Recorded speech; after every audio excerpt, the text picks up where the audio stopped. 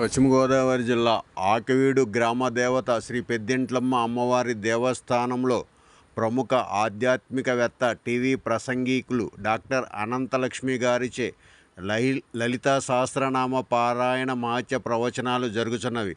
కార్యక్రమంలో భక్తులు అధిక సంఖ్యలో పాల్గొన్నారు.